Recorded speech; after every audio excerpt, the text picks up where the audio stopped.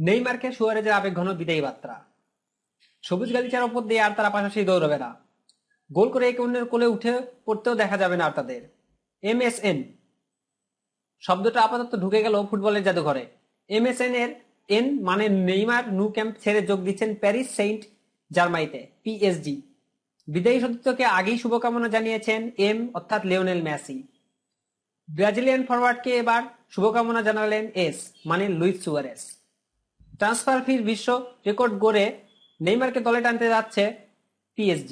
নেইমারের by out ক্লোজের 222 million euro দিতে প্রস্তুত ফরাসি ক্লাবটি। বুধবার বার্সেলোনা অনুশীলনে এসে ক্লাব ছাড়ার ইচ্ছার কথা জানান ব্রাজিলিয়ান ফরওয়ার্ড। এর কয়েক ঘন্টা পর ইনস্টাগ্রামে নেইমারকে শুভকামনা জানিয়ে আবেগময় একটা পোস্ট দেন আর্জেন্টাইন ফরওয়ার্ড মেসি। বৃহস্পতিবার নেইমারকে শুভকামনা জানিয়েছেন উরুগুয়েন স্ট্রাইকার সুয়ারেজও।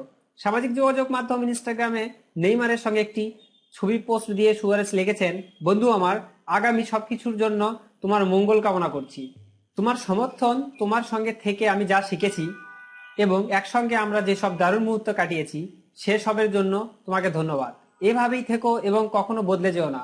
তোমাকে ভালোবাসি ছোট ভাই। নেইমারের পিএসজিতে যোগ দেওয়ার প্রক্রিয়া নাটকীয় মোড় নিয়েছে।